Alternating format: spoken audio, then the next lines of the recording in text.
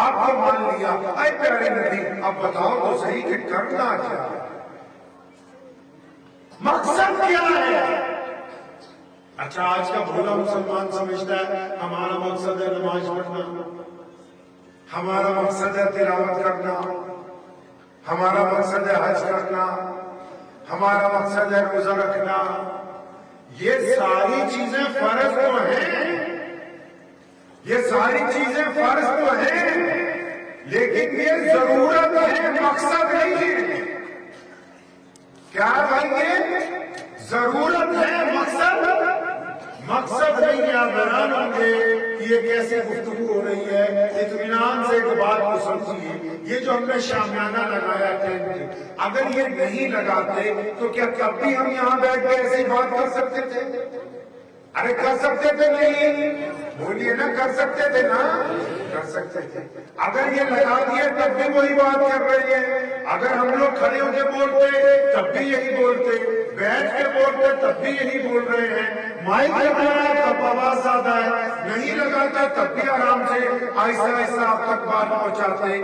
پتہ یہ لگا کہ یہ جو نیچے ہم نے دریاں بچھائی, یہ جو ٹینٹ لگایا, یہ جو کرسیاں لگائی, یہ تو ہماری ضرورت ہے, مقصد نہیں ہے. اب ضرورت تو تھوڑی بہت آگے پیچھے ہو سکتی ہے, ضرورت تو آگے پیچھے. آپ سب لوگ کرسیوں پہ بیٹھ جاتے تب بھی ضرورت پوری تھی, اگر سارے لوگ زمین پہ بیٹھ جاتے تو تب بھی ضرورت پوری تھی. لیکن مقصد کیا تھا؟ مقصد یہ تھا کہ جامعہ کے تمام بچے جنہوں نے اس سال اچھی تعلیم حاصل کی ہے ان کی دستار بندی ہوگی, انعام دیے جائیں گے, مہمانوں کو بلائیں گے, اللہ کی بات ہوگی, رسول اللہ کی بات ہوگی, بھائی چارے کی بات ہوگی, محبت کی بات کریں گے, ایک دوسرے کو سمجھیں گے, ایک دوسرے کے خیالات سنیں گے. اب اگر یہ مقصد پورا نہ ہوتا تو پھر یہ شامیانہ لگانے کا کوئی فائدہ ہو سکتا تھا؟ اسلام کا مقصد